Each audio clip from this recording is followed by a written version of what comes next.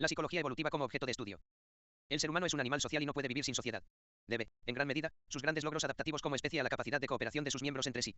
El hombre vive en un medio que ha sido construido por innumerables generaciones anteriores en su lucha por la existencia. Progresivamente se han ido desarrollando conocimientos, creencias, valores e instrumentos que configuran lo que los antropólogos han denominado cultura. Esta cultura es transmitida de generación en generación a través de los símbolos y, particularmente, del lenguaje.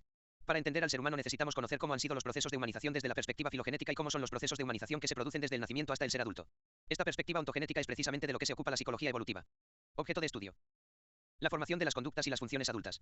El objeto de estudio de esta disciplina es el estudio de los procesos de cambio comportamental a lo largo del transcurso del tiempo. Cuando hablamos de psicología evolutiva hacemos referencia al estudio de la evolución y los cambios psicológicos que ocurren a lo largo de la vida humana en todo su desarrollo en la vida. Las ideas centrales que se manejan en el intento de aproximación al objeto de estudio son 4: cambio conductual, proceso, dimensión temporal, ciclo vital. El interés por el cambio nos lleva a expresar las diferencias y similitudes de la conducta en distintos modelos temporales, ya que lo propio de la psicología evolutiva es la descripción y explicación del proceso mismo del cambio.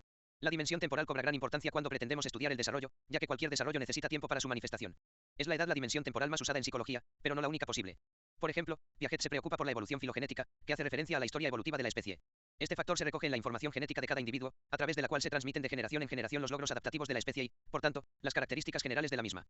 Vygotsky se preocupa de la evolución ontogénica, que se refiere a las circunstancias a través de las cuales el factor filogenético es modulado por el medio ambiente interno y externo desde el momento en que comienza su vida, abarca, por tanto, el periodo que va desde la concepción hasta la muerte del individuo. Se refiere, en definitiva, a la evolución sociocultural. La psicología evolutiva en el conjunto de la psicología. El estudio de los cambios psicológicos que ocurren a lo largo de la vida humana ha estado sometido a constantes procesos de modificación en las últimas décadas. En la actualidad se puede decir que en la psicología evolutiva se tratan la mayor parte de los campos de estudio de la psicología. La peculiaridad que presenta esta disciplina es que este estudio lo realiza desde la perspectiva del desarrollo. Aunque el estudio de la psicología evolutiva lleve a los investigadores a la necesidad de especializarse en determinadas áreas, si pretendemos comprender el desarrollo psicológico debemos atender tanto a los aspectos cognitivos, como a los sociales y afectivos del mismo. La necesidad de estudiarlos conjuntamente está determinada por el hecho de que estos aspectos están afectando continuamente al desarrollo. La psicología evolutiva ha estado y está constantemente relacionada con otras ciencias que han tenido una gran influencia en su formación. La relación de la biología y la sociología con la psicología evolutiva ha sido tradicionalmente considerada. La biología juega un papel esencial en la evolución del ser humano, pero esta evolución se realiza en un entorno social que es necesario considerar para explicarla. Influencia sobre la psicología evolutiva de otras disciplinas. La psicología evolutiva aparece como una disciplina que puede abordarse desde distintas perspectivas según los aspectos que consideramos centrales en su descripción. Psicoanálisis. Esta disciplina no es propiamente evolutiva, pero ha tenido gran repercusión en la conceptualización de la psicología del desarrollo durante una época. La posición psicoanalítica ortodoxa mantiene que el hombre es esencialmente biológico, que ha evolucionado gradualmente hasta convertirse en una especie dotada de conciencia y de capacidad de razonar, cualidades estas que quedan superpuestas sobre tendencias primitivas e inconscientes, compartidas con los animales inferiores. La teoría freudiana muestra cierta teoría del desarrollo, pero su acercamiento al desarrollo se produce no por su interés como objeto de estudio en sí mismo, sino como un medio para explicar las patologías que se detectan en la conducta del adulto. La etología. Surge y se desarrolla a partir de los inicios del siglo XX, Lorenz y Tinbergen. El planteamiento etológico concede una gran importancia a la interacción entre el organismo y el medio. Considera que la conducta de un organismo es el resultado de la adaptación de este a su medio natural, clara influencia de la teoría de Darwin. La etiología puede definirse a grandes rasgos como el estudio biológico de la conducta de los animales. La ecología. El término ecología ha sido adoptado de la ciencia biológica en donde se emplea para hacer referencia al hábitat de una planta o de un animal y, de la misma forma, a la estructura biológica, función y características como población de esa planta o animal. La antropología. No se puede negar la influencia que la antropología está teniendo en la psicología evolutiva. En la actualidad se aprecia el aumento de la utilización de métodos etnográficos, procedentes del campo de la antropología. La etnografía se centra en la observación participante de una sociedad o cultura a través de un ciclo completo de sucesos que ocurren regularmente. El etnógrafo plantea su estudio de una manera global para ir focalizándose progresivamente en los aspectos más concretos. 3 supuestos. La epistemología es una rama de la filosofía interesada en la naturaleza y origen del conocimiento. Su objetivo es establecer una teoría del conocimiento que sirva de fundamento a la propia creación científica. Las 3 tradiciones epistemológicas que más influencia han tenido en la psicología en general y en la psicología evolutiva en particular son: el racionalismo. El origen del racionalismo se atribuye a la filosofía de Platón, quien postulaba que todo lo que conocemos está ya en nuestra mente al nacer, y lo que llamamos aprendizaje no sería más que la actualización de ese conocimiento, haciéndolo consciente mediante el desenvolvimiento lógico de la razón. Dentro de la psicología evolutiva las ideas racionalistas han tenido una expresión particularmente significativa, dado que constituyen el fundamento que subyace a todos los planteamientos innatistas, ya que esta perspectiva considera que tanto el desarrollo físico como el desarrollo psicológico son esencialmente procesos de crecimiento o maduración de estructuras innatas, es decir, de estructuras ya prefiguradas genéticamente. El empirismo. El movimiento antagónico al racionalismo es el empirismo, iniciado por Aristóteles. El empirismo se ha traducido en lo que conocemos como asociacionismo, que es el mecanismo por el que la razón impone forma a los datos de los sentidos a fin de crear conocimiento. El constructivismo. En un intento deliberado por resolver el antagonismo entre empirismo y racionalismo, Kant admite las dos fuentes de conocimiento, la innata, que le da forma, y la de la experiencia, que proporciona el contenido, y las combina y relaciona mediante un argumento aparentemente sencillo. Es la propia mente humana la que construye el mundo que conocemos. Teoría del desarrollo según Jean Piaget. Tradicionalmente se ha definido la disciplina como aquella parte de la psicología que se ocupa de los cambios que experimentan las personas a lo largo de la vida. Así, el estudio del cambio se convierte en la clave para todos aquellos psicólogos que se llaman a sí mismos evolutivos. Sin embargo, tal vez en lo único que están de acuerdo todos los psicólogos evolutivos es que su disciplina trata del cambio, y aún así algunos parecen ambivalentes sobre esta cuestión. Es decir, una vez que salimos de esta generalidad de cambio hacia definiciones y planteamientos más concretos, aparecen las controversias, quizá porque estas concreciones implican, inevitablemente, posiciones y compromisos teóricos también concretos. Sin embargo, es necesario arriesgarnos a ir más allá de esa idea de cambio para intentar aclarar qué tipos de cambio interesan a la psicología evolutiva.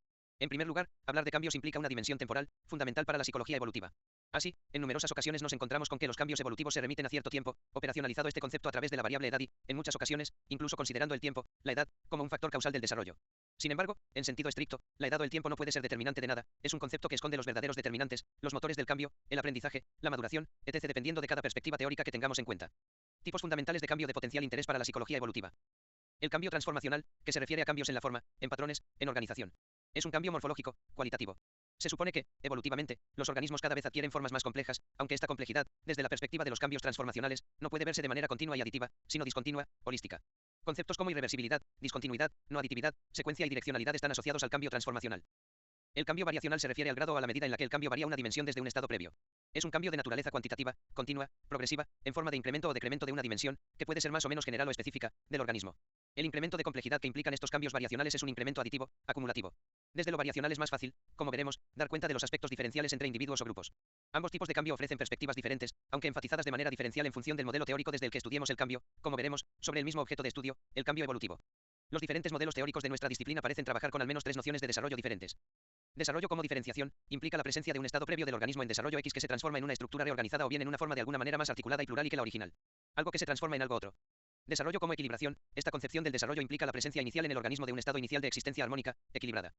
Desarrollo como proceso de enseñanza y aprendizaje, esta noción de desarrollo, a diferencia de las otras dos, que considera el desarrollo como un proceso estrictamente individual, otorga un papel fundamental al entorno social, a las personas que rodean a la persona en desarrollo. Factores que regulan el desarrollo y crecimiento. Factores extrínsecos. Estos factores incluyen a la alimentación, la cual influye por su calidad y cantidad sobre el crecimiento. Si la alimentación es inadecuada o si existen deficiencias en el contenido nutrimental, el crecimiento y el desarrollo no se verá favorecido, en cambio si el crecimiento y desarrollo es óptimo, significa que la dieta es adecuada. Factores extrínsecos. Los factores del ambiente como el clima, la temperatura o la humedad también afectan el crecimiento. ¿Cuál es la diferencia entre crecimiento y desarrollo? Crecimiento, aumento en el número y tamaños de cada una de las células. Desarrollo, la adquisición de funciones con aumento en la complejidad bioquímica y fisiológica, es decir, reacciones químicas y físicas que se dan al interior del organismo. Conclusión: son dos procesos paralelos del cuerpo humano que se interrelacionan entre sí, y que forman una unidad que depende y está determinada por aspectos genéticos, ambientales, neuroendocrinos, entre otros. Periodos del crecimiento o desarrollo ontogenético humano. Es el desarrollo del hombre, comprende toda la vida del individuo, desde que comienza su desarrollo cigoto hasta su muerte. 1. Etapa prenatal. Etapa preembrionaria 0-17 días. Etapa embrionaria 17 días, 4 tu mes. Etapa fetal 4 tu, 9 no mes. 2. Etapa postnatal o extrauterina. Etapa de lactancia 0 a 8 meses. Etapa infancia 8 meses 4 años. Etapa niñez 4 a 11 años. Etapa adolescencia 11 a 18 años. Etapa juventud a partir de 18 años. Etapa adultez. Etapa envejecimiento. Áreas de la psicología evolutiva. Las áreas que todos los psicólogos evolutivos o del desarrollo estudian son agrupadas en 4. Físico, bases genéticas del desarrollo, crecimiento físico, desarrollo motor y sentidos, salud, nutrición, funcionamiento sexual. Cognitivo, procesos intelectuales, aprendizaje, juicios, solución de problemas. Emocional, confianza, seguridad, afectos, vínculos, temperamento, autoconcepto, alteraciones. Social, socialización, relaciones entre pares y familia, procesos familiares, vocación. La construcción del conocimiento, teoría de Jean Piaget. Jean Piaget sigue siendo la figura más relevante que existe en el panorama del desarrollo cognitivo. A pesar de las numerosas críticas que ha recibido su teoría y de los cambios que se han producido en las últimas décadas, su explicación acerca del desarrollo del pensamiento sigue siendo la más completa y estructurada que nunca se haya formulado en esta disciplina. Jean Piaget nació en 1896 en la ciudad suiza de Neuchâtel, hijo de un respetado historiador y de una mujer excéntrica que dificulta la normalidad de la vida familiar. Fue el mayor de 3 hermanos y el único varón. A los 10 años trabajaba como ayudante del director del Museo de Historia Natural de su ciudad, donde se especializó en los moluscos. A los 15 años entró a formar parte de la Sociedad de Ciencias Naturales y empezó a establecer contacto con algunos de los científicos más relevantes de la época en Suiza. Realizó numerosas publicaciones sobre los moluscos y a partir de conocer al filósofo Henry Bergson derivó parte de su actividad hacia la filosofía. Terminados sus estudios universitarios de ciencias naturales se trasladó a París donde trabajó 2 años en el laboratorio de Binet, al tiempo que siguió estudiando en la Sorbona lógica y filosofía de la ciencia. Binet tenía como misión estandarizar los tests de razonamiento de Bert en una muestra de niños franceses. Al pasar estas pruebas, Piaget se interesó sobre todo por los errores que cometen los niños, es decir, le llamaron la atención los impedimentos cognitivos que tenían los niños para resolver determinadas tareas aparentemente simples para los adultos. A partir de entonces, Piaget se dedicó a estudiar el desarrollo del pensamiento desde el nacimiento hasta la edad adulta. Los factores del desarrollo. El constructivismo. El constructivismo constituye una posición intermedia entre el innatismo y el empirismo. Por ello, aunque pone el énfasis en la acción del propio sujeto, intenta conciliar los elementos básicos de cada una de las posturas en una compleja teoría del desarrollo que postula la existencia de factores innatos y del medio y, sobre todo, de un elemento de coordinación. Según la teoría piagetiana existen 4 factores que posibilitan y explican la adquisición del conocimiento. Maduración, que se refiere a la herencia genética, a los aspectos biológicos que condicionan nuestro conocimiento y desarrollo. Interacción con el mundo físico e interacción social. A partir de la anterior estructura heredada, el sujeto comienza a realizar acciones sobre el mundo físico y social. A través de estos dos tipos de interacción se pone de manifiesto el peso de la acción como motor del desarrollo, es decir, las acciones que el sujeto realiza sobre el medio físico y las acciones que lleva a cabo con los demás, se convierten en factores fundamentales en la explicación del conocimiento. Equilibración. Aunque la tendencia natural del organismo es el equilibrio, la interacción con el medio provoca en el organismo una serie de desequilibrios. Para resolver los desequilibrios y lograr la adaptación, Piaget postula la existencia de un cuarto mecanismo denominado equilibración que coordina el resto de los factores. La equilibración supone un elemento de autorregulación del propio sujeto que tiende a dotar a todo el sistema del equilibrio necesario para lograr la adaptación. Etapas del desarrollo. A pesar del énfasis que la teoría piagetiana otorga a la construcción activa del conocimiento, Piaget no negó el papel que desempeña la herencia considerando la maduración uno de los factores fundamentales de su modelo teórico. Así definió dos tipos de condicionantes heredados. Los invariants estructurales, que se refieren a las características que tiene nuestro organismo, principalmente nuestros sentidos, y que nos imponen una serie de restricciones al conocimiento. Los invariants funcionales son los mecanismos de funcionamiento que posee el organismo para llevar a cabo esa construcción del conocimiento. Los más importantes son la asimilación y la acomodación, que son mecanismos que se emplean a lo largo de toda la vida para construir el conocimiento. Igual que los bebés, los niños y los adultos continúan asimilando y acomodando esquemas. Cuando algo no funciona como se espera, según el esquema actual, nos encontramos ante un desequilibrio y para resolverlo tendremos que asimilar primero la nueva información y acomodar nuestros viejos esquemas. Existe diferencia entre el pensamiento infantil y el pensamiento adulto, pero según esta no se encuentra en el propio mecanismo de construcción del conocimiento, sino en el tipo de operaciones que los sujetos son capaces de realizar y la organización que imponen al propio conocimiento. El concepto de esquema. Para entender mejor los conceptos de asimilación y acomodación hay que relacionarlos con el concepto de esquema. Para Piaget los esquemas son las unidades psicológicas básicas de funcionamiento. El conocimiento está organizado en esquemas que con el desarrollo se pueden modificar, combinar, organizar o coordinar. En cada uno de los periodos del desarrollo humano se construyen esquemas de conocimiento diferentes. La acción sobre los objetos, succión, prensión, es la única fuente de conocimiento posible para los bebés y, de acuerdo con esto, los esquemas les permiten organizar el conocimiento que van adquiriendo a partir de las acciones que realizan sobre los objetos. Estos primeros esquemas se denominan esquemas de acción. Más tarde, hacia el año y medio aproximadamente, los sujetos pueden construir otro tipo de esquemas que se denominan esquemas representacionales, es decir, que son capaces de formar representaciones mentales. A lo largo del desarrollo, vamos creando esquemas cada vez más complejos y abstractos de forma que el pensamiento también se va haciendo cada vez más complejo y abstracto. El nivel intelectual de una persona dependerá del número de esquemas que haya construido, de su naturaleza y de cómo los organice y combine. Cuando un sujeto se encuentra ante un desequilibrio intenta en un primer momento resolverlo mediante la asimilación, es decir, intenta incorporar la información nueva que se le presenta a un esquema que ya posee. Esta es, quizás, la solución menos costosa pero no siempre funciona. Cuando la mera asimilación de la información no sirve para resolver el conflicto cognitivo, entonces el sujeto acomodará su esquema creando uno nuevo para que pueda asimilar dicha información.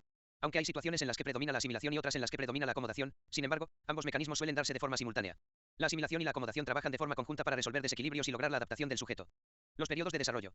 La genialidad de la teoría piagetiana radica en relacionar los reflejos del recién nacido con la inteligencia lógica. Es decir, en la teoría de Piaget existe una verdadera inteligencia previa a la aparición del lenguaje y del pensamiento lógico. El desarrollo se concibe, según Piaget, como una sucesión de diferentes estadios o periodos evolutivos caracterizados por el empleo y la organización de unos esquemas determinados. Piaget describió tres periodos: periodo sensorio-motor, periodo de operaciones concretas, dividido en los subperiodos preoperatorio y operatorio concreto, y por último el periodo formal.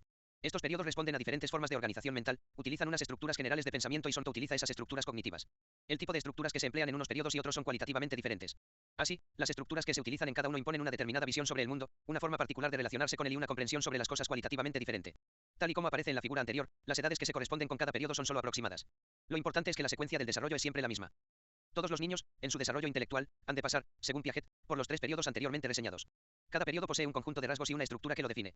Además, los logros propios de un periodo se integran en el siguiente, a la vez que se superan, es decir, los periodos del desarrollo de la inteligencia tienen un carácter integrador. Estas etapas son, la sensorio-motriz, 0 a 2 años, la preoperacional, 2 a 7 años, la etapa de operaciones concretas, 7 a 12 años, y la de operaciones formales, 12 años en adelante. En términos más sencillos, lo que planteó Piaget es que tal como lo hace el cuerpo, en los primeros años de vida, nuestras capacidades mentales también evolucionan en fases que son cualitativamente diferentes entre sí. Es clave entender que estas etapas de desarrollo, para Piaget, no son acumulativas, sino que cada una de estas va reconfigurando la siguiente, lo que permite una expansión hacia varios ámbitos del conocimiento. ¿Cuáles son las etapas del desarrollo humano? El reconocido psicólogo estadounidense Erik Erikson se basa en algunos estudios donde podremos distinguir 8 etapas básicas en el desarrollo de una persona. Estas son las siguientes. Prenatal, desde la concepción hasta el parto, es el momento en el que los órganos se forman y la estructura corporal básica. Un momento en el que el ser humano es vulnerable a las influencias ambientales. Niñez, entre el nacimiento y los 3 años, caracterizado por ser la fase en la que se comienzan a controlar los esfínteres y los músculos. El niño es dependiente y su desarrollo físico es muy rápido. Primera infancia, desde los 3 a los 6 años los niños comienzan a relacionarse mejorando las habilidades motrices y la fuerza, aumentando el autocontrol y comienzan a ser más independientes. Infancia intermedia, desde los 6 a los 12 años, los niños comienzan a pensar de forma lógica y disminuye el egocentrismo, desarrollan el lenguaje y la memoria, aquí es el momento en el que se crea la autoestima y el crecimiento físico comienza a ser más lento. Adolescencia, de los 12 a los 20 años, esta es una etapa en la que se producen cambios físicos muy rápidos y significativos iniciando la búsqueda de una identidad propia. Etapa adulta temprana, entre los 20 y los 40 años. En esta etapa de la vida muchas personas se casan y tienen hijos. Se desarrolla del todo la identidad propia y la capacidad intelectual se convierte en algo más complejo. Edad adulta intermedia, entre los 40 y los 60 años es el momento en el que muchas personas se replantean el sentido de la vida y comienzan a sentir los primeros deterioros en la salud física. Edad adulta tardía, a partir de los 65 años en adelante, la mayor parte de las personas siguen teniendo buena salud física y mental, aunque poco a poco decaen. Etapas. 1. Etapa sensorio-motriz, 0 a 2 años, esta es la primera en el desarrollo cognitivo y según Piaget, ocurre entre el momento del nacimiento y la aparición de un lenguaje que se articula en frases simples. Esta etapa se define por la interacción física con el entorno. El desarrollo cognitivo, en este momento, se articula a través de un juego que es experimental y que se puede asociar también a ciertas experiencias que surgen de la interacción con personas, objetos o animales. 2. Etapa preoperacional, 2 a 7 años, en esta etapa, los niños empiezan a ganar la capacidad de ponerse en el lugar de los demás y por esta razón, son capaces de actuar y hacer juegos de rol. A pesar de este cambio, el egocentrismo sigue de alguna manera presente y por esto, hay dificultades a la hora de acceder a pensamiento o reflexiones más abstractas. En esta etapa, los niños aún no pueden realizar operaciones mentales complejas, tal como lo hace un adulto, por eso, hay dificultades a la hora de acceder a pensamiento o reflexiones más abstractas. En esta etapa, los niños aún no pueden realizar operaciones mentales complejas, tal como lo hace un adulto. Por eso, Piaget también habla de lo que se conoce como pensamiento mágico, que surge de asociaciones simples y arbitrarias que el niño hace cuando intenta entender cómo funciona el mundo. 3. Etapa de operaciones concretas, 7 a 11 años. En esta etapa, los niños empiezan a usar la lógica para llegar a conclusiones válidas, pero para lograrlo necesitan situaciones concretas y no abstractas. También pueden categorizar aspectos de la realidad de una forma mucho más compleja. Otro punto esencial es que el pensamiento deja de ser tan egocéntrico. Una señal clara de esta etapa es cuando los niños pueden darse cuenta, por ejemplo, de que la cantidad de líquido en un recipiente no depende de la forma que adquiere, pues este conserva su volumen. 4. Etapa de operaciones formales, desde los 11 a 12 años hasta la vida adulta. En este periodo los niños ganan la capacidad para utilizar una lógica que les permite llegar a conclusiones abstractas que no están ligadas a casos concretos. En otras palabras, a partir de este momento, pueden pensar sobre pensar, y eso quiere decir que pueden analizar y manipular deliberadamente esquemas de pensamiento. Fin del módulo 1.